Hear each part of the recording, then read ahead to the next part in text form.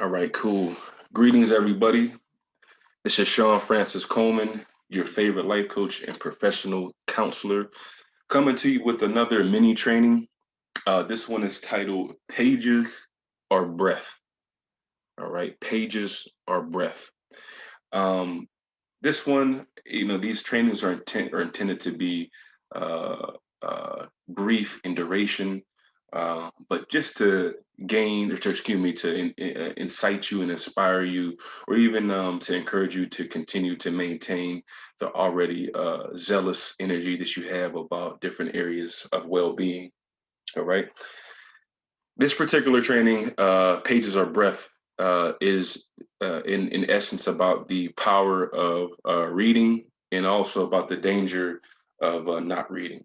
Thus, why we titled it Pages or Breath.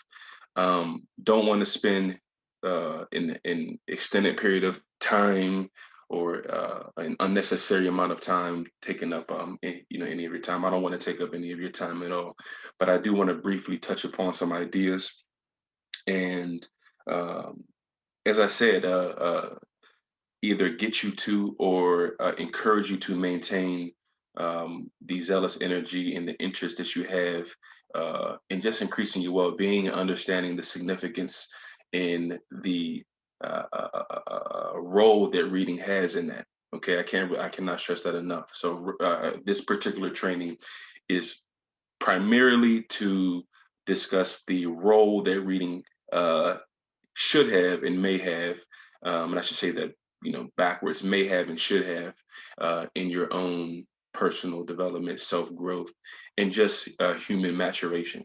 Okay, so with that stated, let's just go ahead and get started. All right. Um, there's way better what to do than read. There's a lot, or in some people's minds, right? I'm a professional counselor. I work with a lot of different types of people. The majority of people I work with at this time are kids, but since I work with kids, I also work with their families. So I would probably say the majority of the time I'm working with adults and children, and I primarily hear kids complain about not wanting to read. I don't, this is too boring. I don't want to do it. I do this in school. I just can't stand it. I'm not a reader. I get it. And I hear adults say that too. And if you look over here, so this is just a group of people right here, symbolizing, the facial expressions, or excuse me, the facial expressions symbolizing the energies people have sometimes whenever they even think about reading, let alone get told to read. And if you look over here, this is me around somewhere around 8, 9 years old. This is me somewhere around 21 years old. And I remember telling some of my teachers, like, I just don't want to read. Like it's too boring for me. And the only I remember Pittsburgh Public Schools. I think when I was 7 years old, when I was seven, I was in second grade, and I think it was the first time. Don't quote me on this, but I think that it was one of the first times that they initiated the whole read 25 books in a year thing. And I'm not gonna lie to you, I actually did it that year. I read at least 25 books that year, and I did not consider myself to be a reader. But that year, I mean, I really enjoyed reading. I mean, second grade was, as far as the reading component goes, it was just a very phenomenal year for me because once I picked up the books and started to get into the stories and things like that. And I was reading like Goosebumps books. I was reading nonfiction books. Excuse me, I was reading fiction books, and it was just, I'm not gonna lie, it was fun. I was shocked that I had so much fun with it too because I definitely, I was an athlete and I was in the Sega Genesis at the time in video games. I couldn't believe at the time that I actually was enjoying reading. My father one time had to come upstairs and I was being a little nerd with the flashlight under the blankets. And he said, "Come on, man, it's time to go to bed. I know you want to read, but you got to go to bed." And, it was just interesting that even happened to me at that time. Unfortunately, it didn't last for more than that particular year. And once I got to middle school, probably I would say maybe seventh grade, eighth grade, definitely in the high school. Once I got into the whole um hookup culture thing, yeah, books definitely had low value and a very limited importance in my daily life. Once I really got into the whole, what, I always like girls, but you know what, I really like girls. That once I got into that energy, yeah, reading didn't do much for me. And it's embarrassing to say that, because if you see here, for 15 years, I let something go that could have, who knows, it could have, it caused me to avoid certain problems that I had. It may have caused me to, and I always think about this, like, what if I would have read and invested in myself as a student more, not just a student of school, but a student of life more. Like, those 15 years could have been spent, you know, um, really increasing my well-being and my soulful value to, the multiverse, and to the world, even more. But um, yeah, and so many kids, I think so many kids can identify with that, maybe even adults, because at least in my observation, which, I don't know everybody in the world. I will not ever know everybody in the world, but it seems to be a phenomenological observation, or a phenomenological experience among people, to not read a lot, especially kids. I dare to say that the majority of kids, even though we live in a day where people are reading Facebook comments, YouTube comments, and social media stuff like that, there may be some increased reading in that way, so to speak. Which you do have to give some merit to.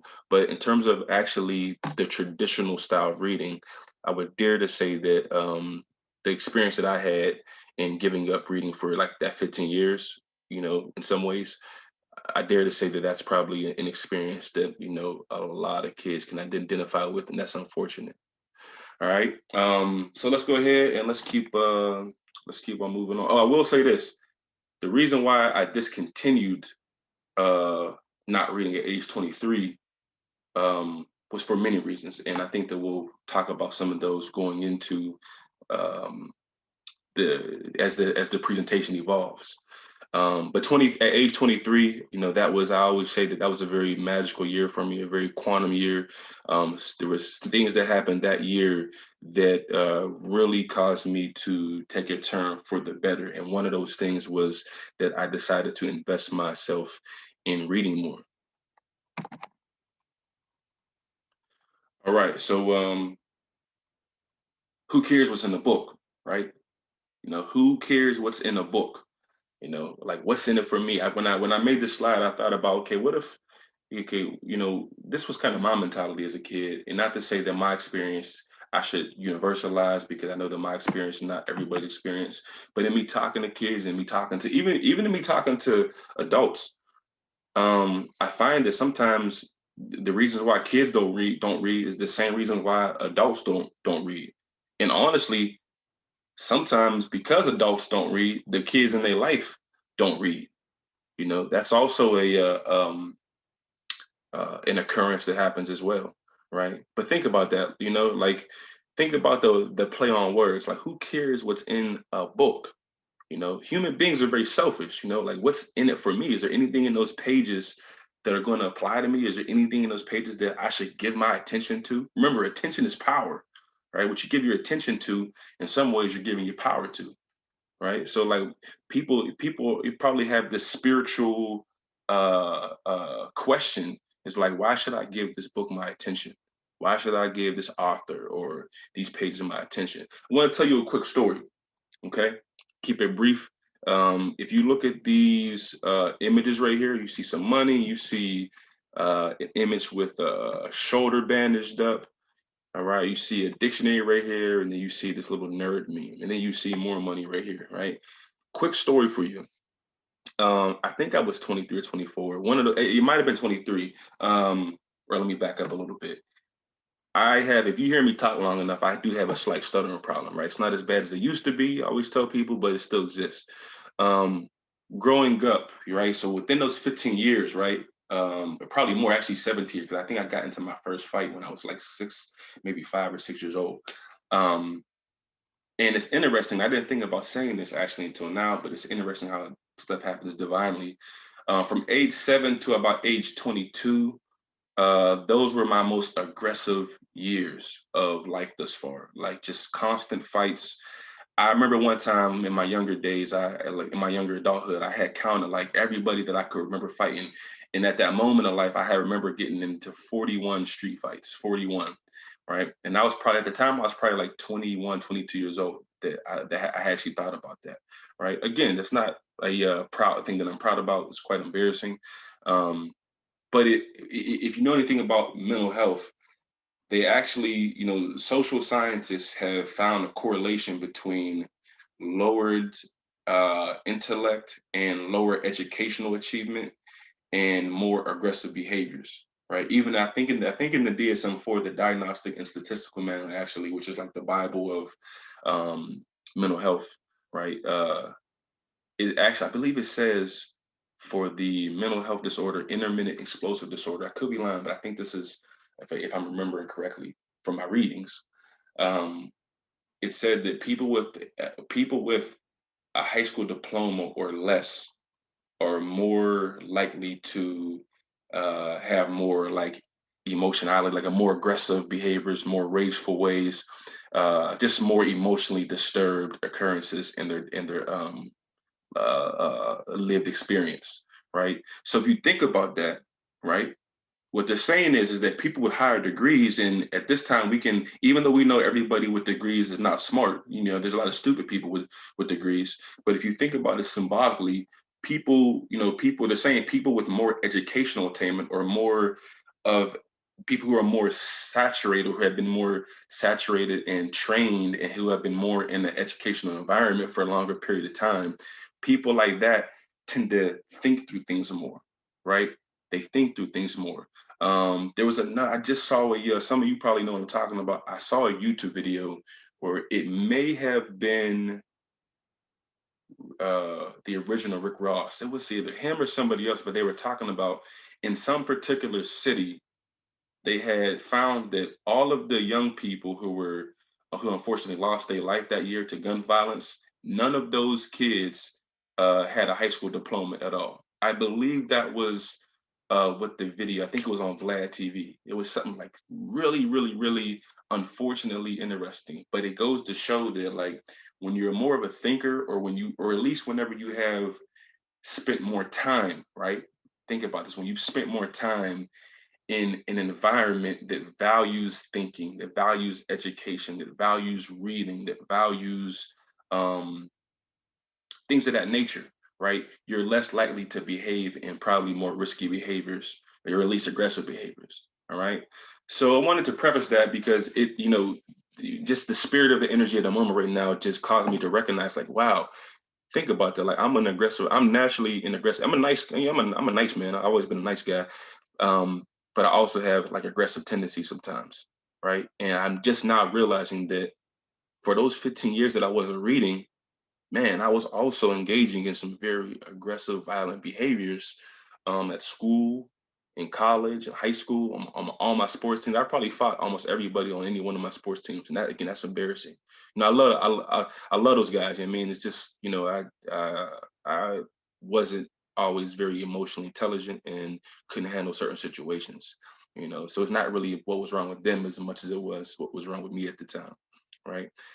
But the story that I wanted to tell you is that during one of those fights, like remember I had we did little tough man competitions um in I believe it was high school. I think it was more so like college, and college summers. I'll come back to the city and we chat around to different projects and like challenge people to boxing matches.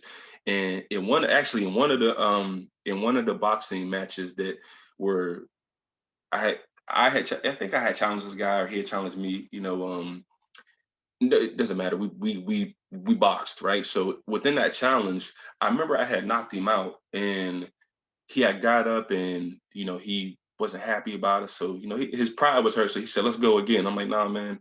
You got class tomorrow. Let's just go ahead and like chill. Like you hit your head pretty hard." So then he called me. Excuse my language, but he called me a bitch, right? So again, I'm like probably 19, 20 years old. I'm not tolerating that. I'm like, "Oh, word. Okay, cool. Let's go again." So then we went again. I had punched him, and then like right at this time I was throwing my punch, he had walked into it like real hard, and I don't think he did it intentionally, but my shoulder came through my chest and was just stuck.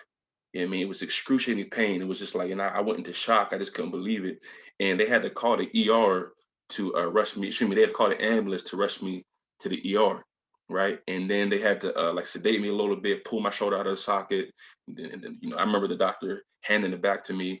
And in that process, either the punch or somewhere along the process of them quote unquote helping me, um, my labrum had tore, right? So I had issues for the rest of my basketball career in college, couldn't really do certain things like I wanted to. And then once I graduated from college and then I got into my profession, I had to get surgery because it kept hurting. It kept like coming out of place.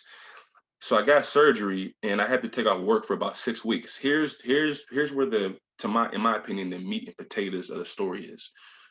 I was about 22 years old, maybe going on 23 when I got that surgery. Okay. I was working as an in-home specialist in Pittsburgh and I had 6 weeks off, 6 weeks off, right? I don't know why. Maybe it's because I was in the field and I was really loving my job. I was getting, I felt like I had found my purpose in life, so to speak, and I just wanted to like really get better at being, a social worker, if you will. So during that 6 weeks, I decided that I was going to, increase my vocabulary and I was going to start reading the dictionary, start reading books. And here's what happened. For those 6 weeks, apologize, guys and gals, let me turn my phone off. For those 6 weeks, I was reading books. Any word that I didn't know, here's what I did, and we'll talk about this later. Any word that I didn't know, I would write it down. I should have put a picture of I still have the notebook. I wrote down every word that I did not know. I looked it up in the dictionary. Not only did I write down the definition, but I put the definition in words that I could understand. I tried to break it down in like almost like a sixth grade comprehension level, right? Not to say that I didn't understand it, but I wanted to make it so easy to understand that I could teach it to like a child, right? So a word like cantankerous, if you look it up in the book, I mean, if you look it up in the dictionary, it might have a long definition, it might not, but pretty much it's a difficult person, or a person that is hard to get along with, right? So I would do that for all of these words, cantankerous, maybe a word like gastronome, maybe a word like that's another word. At the time, benevolent, I didn't know what the word benevolent meant, right? So all of these big words, I would write them down, write them down, write them down, write them down. And I would also put them in a sentence form on my own so that I could understand, I could practice how to use them in a sentence. Didn't really know why I was doing this at the time. I just wanted to increase my vocabulary because I just had, I guess, this divine understanding that if I could increase my vocabulary in some way, this is going to help me. All right. So during that 6 weeks, I put myself into my own school. All right. Want to briefly stop and highlight that point. I was talking to one of my spiritual brothers yesterday, and he was talking about how he wanted to get and to apply to school and go to the college or trade school, yada yada yada. That's fine, right? But the most important school that you'll ever go to is the school that you put yourself in first. Okay. Okay. In African centered psychology and thinking, even when you look at technology in African centered psychology terms is not any machinery, right? The family is the first technology. Okay, that's how a lot of the African elders look at the first form of technology. Same thing with school. Your first school, honestly, is your mother's is the environment in your mom's belly and or um your father's loins and or and definitely and or your household. Okay. Your household, the quality of your household is the first school that you go to. The quality of your parents, these are your first teachers, right? So like the quality of your parents, the quality of your household is the very first school that you go to. Not preschool, not daycare, not elementary school, your household. Okay, just want to emphasize that. Back to the story. So after these 6 weeks, I went back to work. Okay. When I went back to work, now I already had a really good reputation for being like a very energetic, zealous young professional at that time. I think still too to the day. But when I went back, not only did I have zeal and high energy and just being a young professional, I also had like this increased vocabulary, right? So now I'm walking around the office, people are talking to me, and I remember in particular, we had a new executive. What's her? She was the executive director, right? She had been there for about, I don't know, maybe 5, 6 months. She was there before I had actually got my surgery. She was there afterwards as well. And during meetings, I was talking, I was being more vocal appropriately, and I was using some of these big words. Okay, and had no intention to try to be smart or anything like that. I just felt like, I'm learning these words. I might as well try to use them in this professional setting. Other people got big words, and you know what I mean. I'm gonna just go ahead and just participate in the conversation. That's all I wanted to do, was just participate in the conversation. Didn't want anybody to take notice of me. I don't have the type of ego to where like I want a whole bunch of attention. I really actually don't do well with the whole bunch of attention. You know what I mean? If it's not for healthy, or if it's not for like the right reasons. Um, but I just wanted to participate. And here's what happened, right? The more and more that I started to do that, and not being obnoxious with it, doing it in a way that flowed. The more I started to do that, I think that this woman was taking notice of me. The executive director was taking notice of me, and maybe other people were talking about, promotions and things like that. What happened was is that I think one of the program that I was in that I was doing very well in, it wasn't generating, I guess, enough money, and they were going to start to let people off. Excuse me, they were starting to lay people off. So she came to me and said, "Hey, Shawn," she's like, "No, you're a very smart young man." Now, mind you, if you look at some of my grades in middle school, in high school, and definitely early in college. Now, mind you, think about the 8 to 22 years old. All right, and I'm telling you right now, from that 8 to 22 years old, my grades, early middle school was fine. My grades, I was a pretty good student. When I got to middle school, did okay. Wasn't bad. Probably like an honor roll student. And then when I got to high school, college, definitely, like I said, when I started to involve myself with girls, and when I got older, as an older teen, women more, it was not very good for my grades. All right. So for during that period of time, like my grades were suffering. I didn't even think that I was a smart kid. I knew that I was kind of smart, but I didn't look at myself as like one of the smart kids that I went to that I went to school with. I kind of envied them in some way because their grades were good. They knew how to take notes. They knew information that I didn't know. I just didn't think I was smart, right? So now you fast forward to, after this 6 weeks when I'm investing myself in reading and increasing my vocabulary, I got this grown woman. I'm like 23 years old, right? I got this grown woman coming to me saying, "You know what, Shawn, you're a very smart young man." Now, mind you, my family and them, everybody always told me that, but you kind of take it for granted. Whenever she said that, I was like, "Oh, okay, thank you. I appreciate that." Then she said, "You know what? Hey, I want to give you a promotion. I think that you should be the director of one of our programs." I'm like, "Whoa." I kind of like I didn't know what to say. And then when she told me to come into her office for a meeting a little bit later on, she had offered me at the time, it was a pretty significant uh, a salary increase, right? I went from making X to making Y, right? Now I'm 23 years old, and the money that I was making at that time, I was probably one of the youngest people with that position in comparable positions. Excuse me, not yeah, in comparable positions within the entire city, right? Matter of fact, I think I was the youngest director, at that time. So I was making probably what people 20 to 25 years my senior were making. And in my opinion, to this day, it was all because of this woman's interpretation and impression based off of who she was experiencing after I really started to advance my vocabulary. Man, forgot to be a short story. Apologize, got a little bit garrulous, a little bit talkative. I'm a nerd. I'm a cornball. Um, but I want you to understand that there was, if you see here, all right, there was my salary increased, right? My salary increased because during this time that I had to invest in myself, I wasn't doing nothing. I was at home, getting, be getting nursed by I spent a little bit of time at my mom and dad's house, and I went back to my apartment, and my girlfriend, she would take care of me. I had a bunch of time. I didn't have anything to do. So I just read books and increased my vocabulary. I read the dictionary. And then by the time I got back to work, your boy Shawn was like a little newly improved, less aggressive, more charismatic nerd, right? And it wasn't like I was trying to fake like that. This is just how I happened to evolve. And one of the results of that was my job offered me more of that moolah, more of that guap. All right. I don't know what y'all kids call it today.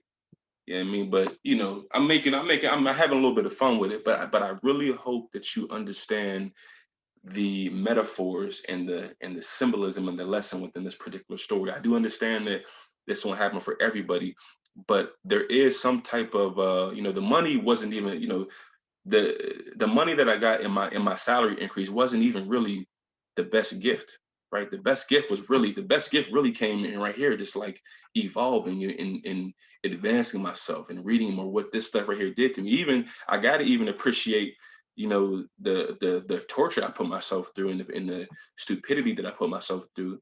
Even though I'd rather have learned a different way, but all of this right here and getting to this right here really was the gift, because this right here, as you advance your vocabulary, as you advance yourself, you evolve yourself, not only can you make more money, but you can make more of an impact, um, in many different ways of life, because now everybody who comes to contact with you is going to experience you in a healthier way here versus who you were, in your past. Okay. Let me just make sure that I did not have anything else to say for that slide. Blah, blah, blah, blah, blah. Oh yeah, so one of the things that I want you to take away from this particular story, from my story, was that being stupid got me hurt, right? Being smarter got me paid. You know what I'm saying? And it was not like a lot of money. I'm not gonna lie, it wasn't like $50,000, anything like that. It wasn't even $30,000. But the point is that it was a lot more money to me at the time that I was making. So again, like being stupid, I didn't never make no money from getting stupid, but trust me, I spent a lot of money from being stupid between injuries and just dumb stuff. But as I got smarter, I started to make some money. All right. And I think, last thing, to talk about how the world, yeah. So the world does tend to value smart people, not stupid people, right? Um, and a lot of people, unfortunately, especially kids, especially teenagers, during that, what Eric Erickson calls the adolescent stage of psychosocial development. Like a lot of kids, because they don't really engage in self-discovery, they put on different hats and they pretend to be people who they're not, and just do stupid things. And being stupid tends to become cool, right? Unfortunately, being dumb and being stupid and being wild and reckless is cool to a lot of people, but that's also very deadly, right? There's a lot of smart people who pretend to be stupid just to be cool, and that's a very deadly style of living, right? But again, the world values smart people. The world don't really value stupid people, right? So I mean, who knows? Like maybe pretending to be smart could save your life. If you don't believe you're smart, shoot, do what I did. Pretend to be smart. Do what smart people do. Read. And I don't mean to discredit myself. I do understand that I am a very intelligent person. I have a lineage of very intelligent people on both sides of my family, but there has been times in my life where I've doubted my intelligence and haven't been as confident as I am, as a younger man and as a more grown man today in middle adulthood. But if you're somebody who feels like maybe you ain't as smart as other kids, guess what? If there's smart people who pretend to be stupid to be cool, then I would guess that on the other end of the spectrum and continuum, that there may be kids who are quote unquote stupid. I don't want to call kids stupid, but people who are maybe less intelligent, maybe they think that they're stupid. Maybe you should pretend to be smart and find out how cool that could be. You feel what I'm saying to you? Because that could probably save your life. All right. Um, I do want to also, especially going into what I think is the next slide, I want to make sure you understand that this is not just me giving you like stories and symbolism. I like to put like facts to things, but you should do your own reading. Whole point of this presentation: do your own reading, right? There's a correlation between households with libraries in them and higher family income, right? I can't remember where I read it at, but I'm sure that I could find it within my notes that I take. There's a correlation between households that have libraries in the home and those houses having higher income. And I think you should definitely do your due diligence to figure out like what those numbers are because they are really significant. You know, I'm sure it's very it's difficult to get to these higher tax brackets and make more money. Um, but it's possible, and one of the ways that you could that we can all at least attempt to do that is to increase our not only our vocabulary but also our mental state, our desire to gain more information, also use the information. Okay, so I'll leave you with that for that slide. Part three of the question: Who cares what's in the book? What's in it for me? Right? I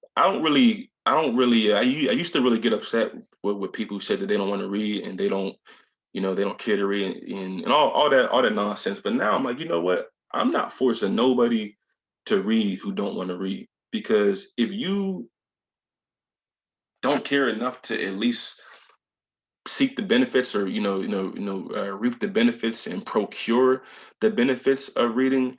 I mean, that's just it's so stupid that the best I could probably do is just pray for you and just keep it moving because it's spending sometimes we spend our time trying to convince people that self-love and saving their life is more important than they think it is. If that makes any sense to you. Sometimes we just spend too much time and too much energy trying to bring up a group of people who are committed to staying down. That's what I'm trying to say, right? So and God bless us all. God bless everybody. No shade towards anybody at all. It's just I think that's an empirical fact. So with this slide, the reason why I said what I previously said about not wanting to convince people to excuse me, not trying to excessively convince people to read, because I think some things are just like really out point blank in the open. When you look right here, you have this is City Hall.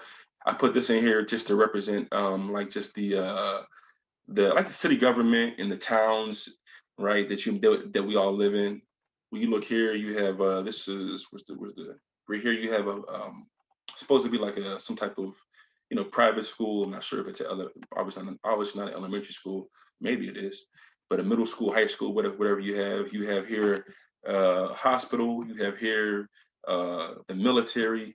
Right here, you have a college campus. You have the White House here representing the government, and then right here you have a museum. I did some research, and I should leave them. I'm going to leave some links in the description for you. I found that because I was thinking, I'm like, wait a minute, there has to be some way to show people that like not only is there a correlation between households that have libraries and families making more money, there got to be a way to show people that like this happens in other areas of life as well. And what I was able to find just through thinking and then through researching and again reading that these are the core places where you can find libraries, right? Public libraries, obviously, schools, hospitals, the military. Excuse me. I apologize. Oh my gosh. Had a little burp there. All right. I juice, guys. I juice. Okay. Excuse me. All right. I'm a human. All right. And you should juice too. All right. Juice as in juice fruits and vegetables. All right. Don't misconstrue my words. All right. But back to this. Colleges, the government, museums. These are all places that have like these are like the core places that have libraries. I think there's four places. Like there's four core places. But I found some more as well. You also have like private companies and things of that nature that have libraries. And if you look here, so I just told you what one of the connections is between the museum, the government, the colleges, schools, the military, hospitals, and also the cities and towns that we live in. One of the connections is that they all have libraries. But what's one of the other connections? All of these places also generate and spend money. Look at that. Okay. So the places that have libraries are also the places that generate money. So it makes sense that there's an article that says households that have libraries in them have more family income. It just makes sense because the government has a library, and we know the government got money.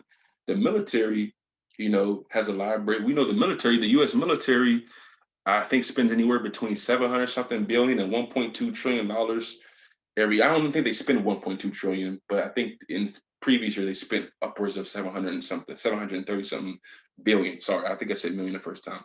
730 something billion, right? I think next in line is China, right? So if you have these places, these entities, these industries that maintain libraries and also generate more money than everybody else, what does that tell you? Like, how smart is it for you to keep saying, "Oh, I don't want to read. I don't care about reading." Like, a lot of people say, "Oh yeah, I want to make a lot of money." You know what I'm saying? I want to be rich. I want to be a millionaire. I want to do this and that. And then they say, "Oh, I don't read. No, I don't do that."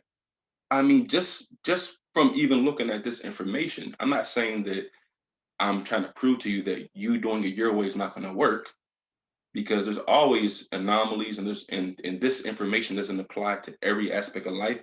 However, it does appear that in a general sense, those who value reading, those who engage in reading, not just individually but collectively, those are the places and people that generate more money. So I don't see, even from, I mean, I could really stop the training right here in some ways, 'cause I think some people probably get it. It's like, wow, like I don't even know, like, I know it ain't stupid, but like it really ain't. How can I keep saying I'm not gonna read whenever, there's a correlation between reading and making money, having a library and generating money? Will it always happen like that? I can't prove that. I can't say that just because you read you're gonna make money, but it does appear, not just through observation, but through research, that again, where books are, where books are, money is. Not so to speak, you know what I mean, but just, businesses, I'll say, maybe not money, but business. Where books are, businesses. And we know where business is, then business provides the opportunity to generate money. So yes, like, just because you read, just because you have books, yes, it does not mean that you will, you're not guaranteed to make any money. Right. So where books are, no, money is not always. Money does not everywhere books are. But to some degree, we can reason, we can conceptualize that where books are, there is more of a likelihood to have a opportunity, if you will, to generate money for yourself, because it's happening here. It's happening in towns and cities across the world. It's happening in schools, hospitals, the government, museums. And we know that some of these places lose money too. I mean, we're not, I'm not here to act like these places always have loads of money. We know that they lose money, but I keep using the word generate, generate. Doesn't really always matter how much money you lose if you can keep generating it, right? Right? Because you have the information, you have the know-how, you have the knowledge. That's the importance of reading in the libraries. All right, so I think we're pretty good with that one. Let me just check my notes again. So that was slide. Let's see here. Yes, we're good. All right. This slide. All right. Again, what's in it for me? Why I read a book? What's in it for me? Um, Brother Albert Einstein. Okay, Mr. Albert Einstein. All right, the Albert Einstein. I don't know why I didn't put his name here. I didn't make this particular um poster, if you will. I found it on the internet. But this is Albert Einstein. I mean, it's probably one of the most recognizable people, at least in American education. He said we cannot solve our problems with the same thinking we used when we created them. What does that mean? In layman terms, you don't always have the answers to fix the problems that you created. I was talking to one of my clients recently, and this particular person is upset, or not upset, but they're mad. Yeah, I guess yes, they're upset because somebody won't get them something that they feel they need to fix their problems, and what they want isn't something that they're even allowed to get, right? So when I was talking to this person, I'm like, you're mad because your mom and dad won't get you this, but you created this problem. Nobody told you to go out and start to smoke and do X, Y. Nobody told you to do that. Nobody. You know, nobody told you to go out to start drinking and using pills. Like nobody. I'm trying to tell him nobody told you to go to start doing it. Now because you're having some problems, you want to fix it this way, but this way is not even something that is even allowed with somebody your age, right? So he's created problems that his mind can't fix. And one of the things about reading is that like you get, people leave some of their legacy in books. I don't know who some of the people you may like or who you may learn to have a relationship with through literature and things of that nature, or through audio, or through video and YouTube and whatnot, documentaries. But they leave you information. They leave you information. They leave part of their legacy. You get books allow us to access people that we have not ever met, maybe will not ever meet, whether they're in the past or the future or in the present. But they create these books to help you solve problems that maybe you can't solve yourself, right? So if you're really depressed, right, I always like wonder, like people say I'm depressed, I'm stressed, or and I'm spazzing out, like I'm going crazy.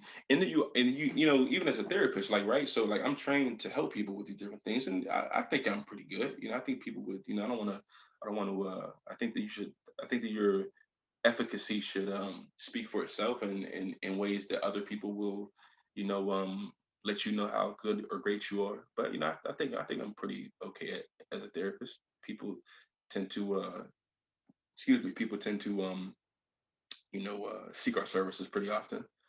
But even as a therapist, we're very limited. We meet with people once, twice a week, maybe sometimes 3 times a week, but that's still very limited, right? We can't be living with people every day, right? And even when even if we could, we would still be limited because it's very hard to change somebody.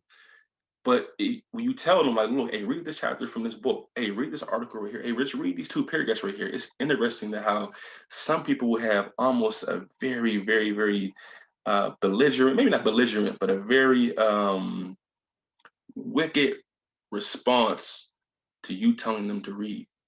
They go back to, I don't read, I don't do that, I don't read. That's what I see. Wow, you don't read. You say you want help, and you say you're going crazy, you're going nuts, but you're not open to things outside of your own thinking. Talk to another guy around my age, young man, and sometimes people don't really recognize that they're caught up in their own mental circumference, right? I guess you can call it being hard headed, or being stubborn, right? Some people are just like unconscious, that they're unwilling to think outside of their own box. We cannot solve our problems. Some of us, cannot solve our problems that the thinking we use to create them created. All right. And that was his thing, And I mean, reading is just like reading is not going away unless it's snatched from us in some type of way, right? A book, is just as good as, or even better than, a pill. It's medicine. Medicine is not only found in a bottle. You know, Surgery is not only done in a hospital, right? Surgery actually is, in some ways, you can do surgery on yourself, or you can allow a book's words and the thinking that comes from that and the energy that comes from that to actually do surgery on your soul. So it's really about getting answers and things. I can't tell you how many problems I've had that have maybe haven't all been answered, but I've definitely got more information and understanding about my own life and about myself through reading um, other people's literature. All right. Let's see here. Did we get all that? Oh my gosh, how can I forget this? Dr. Amos Wilson once said, if other nations and other people require large libraries to deal with their issues, then so do we. So do we. Now he's talking from a more, African-centered perspective, and probably from a more social activist perspective. But I think that in some ways that applies to everybody of every race, creed, shape, and form, right? Right? If other people, no matter the race, no matter the gender, if other people who are maybe doing a little bit better, in life, or who maybe even not doing better, maybe they're just a little bit healthier. And maybe, and from that perspective, maybe they are doing a little bit better than you because they're healthier. If they require books and libraries to solve their problems, then how can you be immune to that? Like, what's so special about you and I that would make us immune to needing similar things, than needing to read, than needing to expose ourselves, or to develop our own libraries? All right. I'm not gonna spend too much time on this slide. This right here, I'm really giving you a little bit of game here. And actually, it's basic in its thinking, right? Reading without writing is, and I didn't put in, anything there because there were so many different words, bad words, or excuse me, curse words that I thought about using, just because I get passionate about this stuff, right? Reading without writing is it's almost futile, it's almost useless, and I'm not even sure that you can even call that reading. Some people do have maybe those elephant like minds where they can remember a lot of stuff, but me personally, I don't have an elephant mind. I need to be able to access and come back to things that really hit my soul. So I put this here for you, just to, you can go into Excel, or you can go into Microsoft Word, make you just like a little table with like as many rows as you need. You'll keep adding the rows. You're going to have three columns. This column is so that you can categorize what your what the thought is in this next column, right? So you see here I have business, busyness, buying, calcium, calmness. Just very random things, right? You can put anything here. It goes from A to Z. Okay, you can, if you're using Word, I think it's Shift. I can't remember, Shift something. You can highlight this whole left column right here, the whole thing, and then you can put it into Microsoft Word will put it into alphabetical order for you. All right.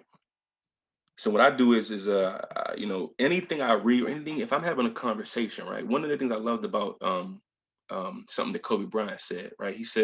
Kobe said, I don't care. So I think somebody had asked him, like, why are you at a high school game? Like, you Kobe Bryant, like, what are you coming here for? Like, you ain't gotta, why are you here?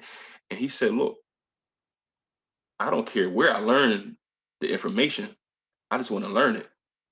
And like even to this day, that's so mind-boggling because Kobe's saying, like, look, there may be something like Kobe would study animals. I think he studied a shark to learn how to guard Allen Iverson, right? So he's saying, look, I'm not that arrogant. Maybe as you think I am. I'm selfless enough to like get the information no matter where it comes from. Les Brown once said, you're never too old to learn, you're never too young to teach. Right? Right. So no matter where you get the information from. I don't care if a kid say something. If a kid say something, or if one of my peers say something, or if I don't anybody says something that hits my soul, makes me go, damn, or like, oh, that was deep. I write it down, and then I bring it here to this little tablet that I keep. Right, been doing this for several years, right? And that way, if I'm in a state where maybe I'm a little bit stressed out, I might go to like down to where it says stress and read stuff that I read in the past that might remind me of again how to solve some problems that maybe I can't solve by myself, right? And also, you always want to cite. You never, me personally, I would not. I don't think it's smart to take other people's ideas and information. So you always want to be able to cite where you got it from. You can even put you really don't need three columns. You can just use two and just put the where you got it from right here in the second column.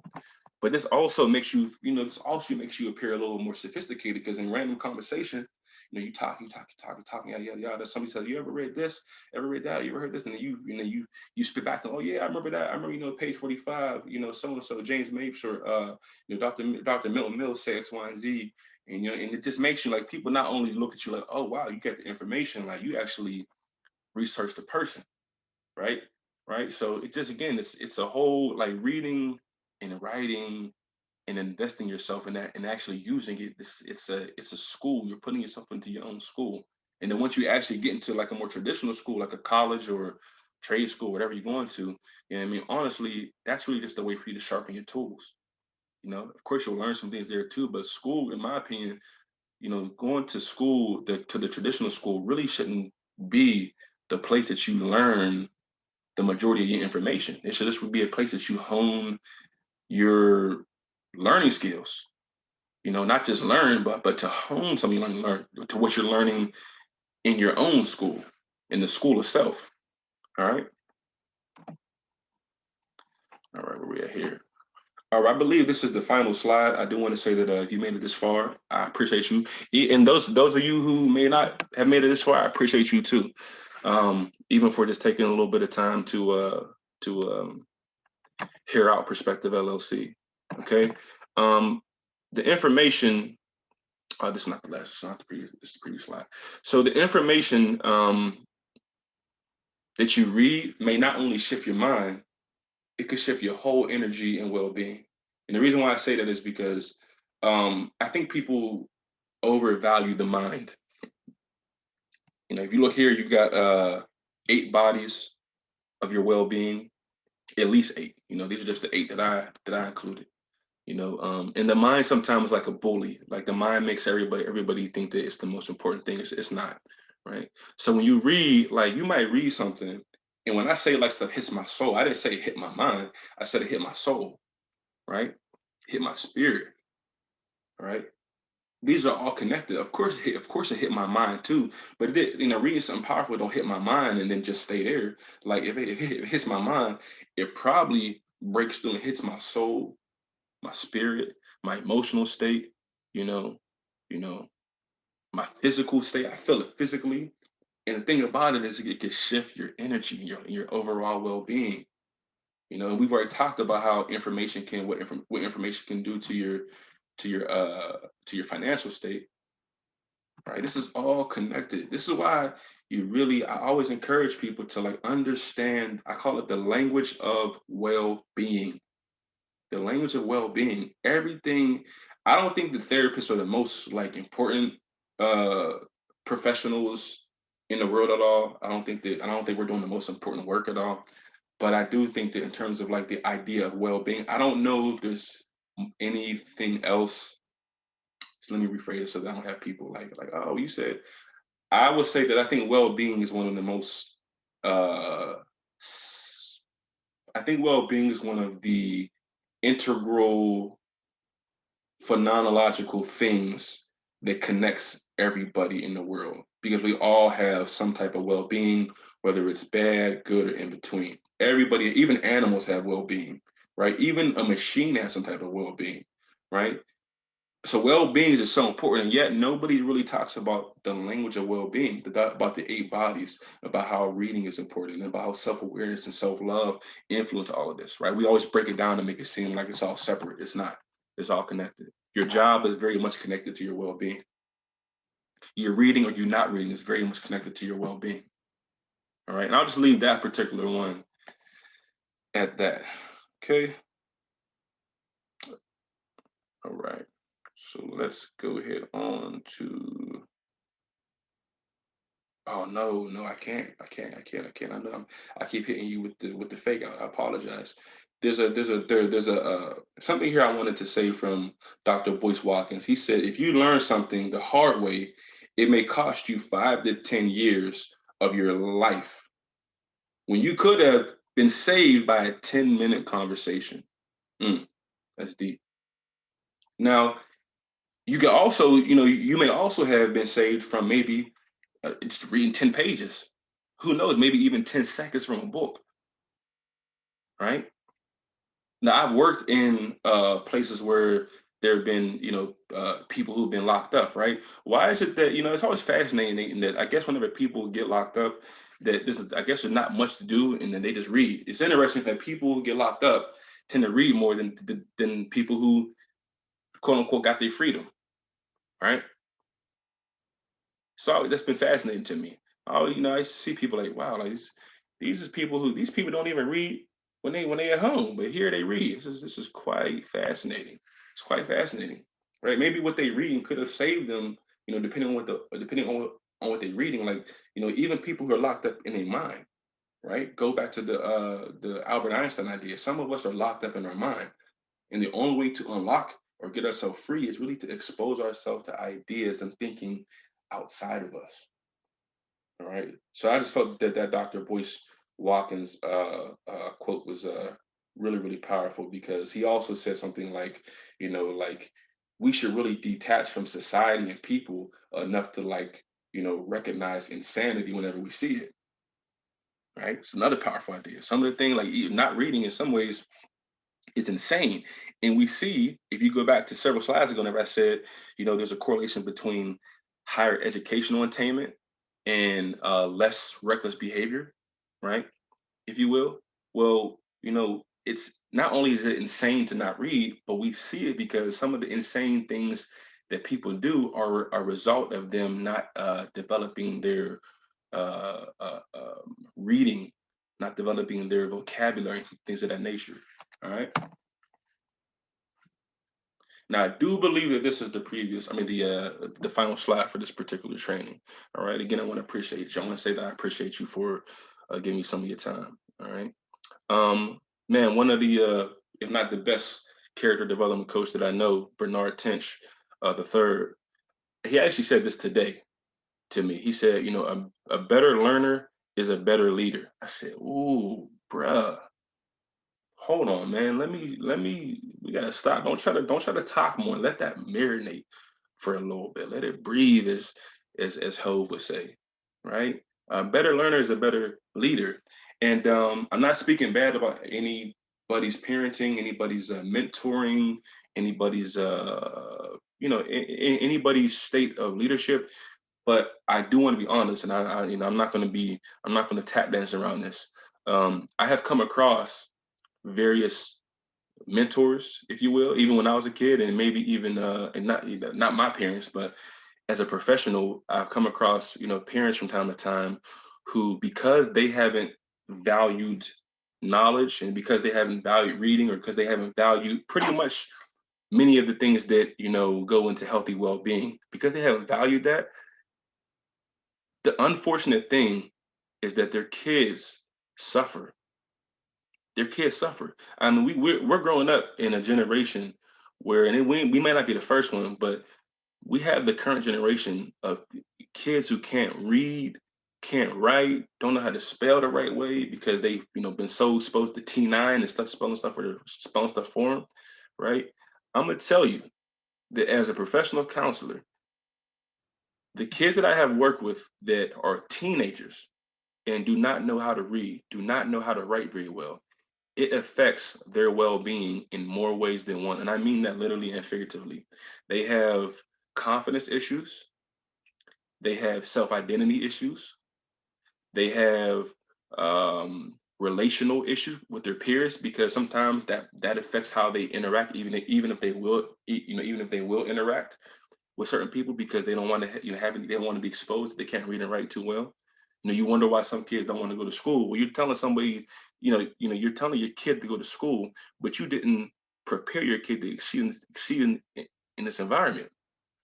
Can you blame her or him for not wanting to go to a place where every day they have to be reminded how stupid or dumb they are? And again, I'm not making any excuses, but I am trying to put some context and reasons to certain things. Like it's sickening, guys. I'm not gonna lie to you. Like and listen, I don't mean any disrespect. I'm not speaking from a place, up on the mountains or anything like that. I'm just speaking from a place of just respectful curiosity. I don't, even though I understand why things happen, I don't have to agree with, I don't have to like that they happen. When you come across a kid who this kid is intelligent, this kid is a natural born leader, but because they haven't been raised in an environment that cultivated their natural born leadership skills, they suffer. And I mean, that if you make, it makes you sad, it makes you sick sometimes. So I think that Mr. Bernard Tench's wisdom here, a better learner is a better leader, is significant. This also goes back to when I talked about how the first school that you in, one of the first schools that you go to is your household, where you brought up at. So the better you become as a learner, the better you will become, in my opinion, as a parent, as a teacher. Imagine if you going to, imagine if you had a teacher, that they just hired, no disrespect to anybody, but they just hired, maybe off the street and say, hey, come in here and we need you to substitute real quick. and just teach them some math. And imagine this person might not even really be a numbers person. They might not have any training. They might not be a reader. They might not have any experience in doing what you're asking them to do. Yet you're asking them to do it. And guys and gals, this is one of the problems with I think the world today. We have a lot of people who are raising kids who don't necessarily have the wherewithal to produce healthy, productive people with a healthy well-being because they didn't have it themselves. One of my favorite psychologists of all time, Dr. James. Oh my gosh, why did I see it? Making myself look real like a true rookie right now. Dr. James. Oh my gosh, what is his name? I haven't read some stuff in a while. James. Gosh, guys, why is this happening to me right now? I can't remember his last name right now. I so apologize. I so apologize. This is one of my favorite psychologists of all time. I haven't. I'm not gonna lie. I haven't invested my mind in his work in a long time. I've been traveling to other people, but my gosh, Dr. Edwards and one of my peers, he's gonna really be upset because we both like this guy so much. But anyways, he said he said inhumanity starts with inhumane parenting. All right. James Hillman. Okay, now just came to me. James Hillman. All right. He said inhumanity starts with inhumane parenting. I am not saying that any parent who don't read is inhumane. I would not ever say anything disgusting like that. But what I am saying is that well, he's right. Inhumanity starts with inhumane parenting. When you look at various serial killers and murders and people that that particular cloth, you know, the inhumanity that they let loose on society typically was let loose on them from their parents or whoever was like the most consistent caregiver, right? So again, I will take a little bit of the strength, if you will, or the energy of that statement off, and just say that I also believe some of that applies to uh, parenting in a sense that I'm talking about, right? If you're not if you're not investing yourself in your own personal development, I just don't. I mean, I get it. We love our kids and everything like that, but I don't understand or see how you not investing yourself in your own personal development is going to cause your kids to take you serious whenever you tell them to go read a book or go do your homework or go study. It sounds good. It's the right thing to say, right? But there's something about not seeing your parents do it that makes it a little bit questionable sometimes. A little bit questionable, And I'm not telling you to become one of these super nerds, brainiacs, but I am saying like you gotta do something, It can't always be do as I say, not as I do. All right. Um, so yes, I wanted to just leave you with that. Don't really have many final words. I will tell you something that, and I probably should have said this in one of my previous slides. My college coach, I remember going in playing college basketball. The first thing he said, one of the first things he said whenever when I was a freshman student athlete, and one of the final things that he said to us whenever we were seniors, he said, "Be nice to the nerds on campus because one day you're going to work for them." Some of you might be laughing at that. He told us that as freshmen, and he told us that as seniors. He said, "Be nice to the nerds on campus because one day you will work for them." And shoot, I can definitely assert that that has definitely been true. For myself. Not where I'm not saying anybody I work with was a nerd in a bad way, but they were. I always worked for people who had done more. Um, they were more advanced than me in some ways in terms of their understanding of things, right? And now, I have my own company, right? And I'm not gonna lie, I'm a bit of a nerd now, right? I'm a bit of a nerd, and again, this is not to be disrespectful to anybody else. I respect everybody that I work with and the people that work for me have worked for me. I don't pick people who are less capable than me. I actually pick people who are more capable than me, right? But nonetheless, I am a nerd, and I have, now I'm in a position where, like my coach said, be nice to the nerds, because one day you're gonna work for them. All this to say that,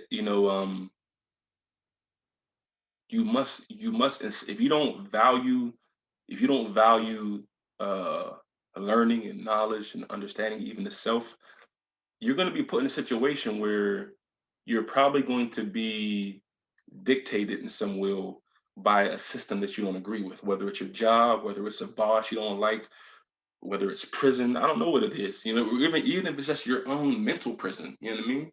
Like, you know what I'm saying? Like, most of us, most people in general are controlled by ideas. So if you don't value thinking, if you don't value evolving your thinking, then you're going to be subject to being imprisoned by degenerative ideas and thoughts. Okay.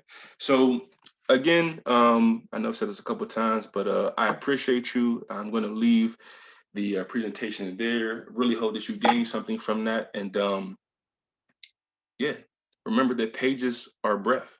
Okay. The more you read, in my opinion, the more you live. Or as Danger Man said, in terms of the financial state, the more you learn, the more you earn. Okay, the more you learn, the more you earn. All right, so just think about that, you know, as you live, you know, every page that you read, every word that you read, that you write, that you invest yourself in, you're breathing, you're living. And there may be a possibility that the less pages you read, you know, and the less reading you do, the less breathing that you may do. All right, expand your perspective. Peace and blessings.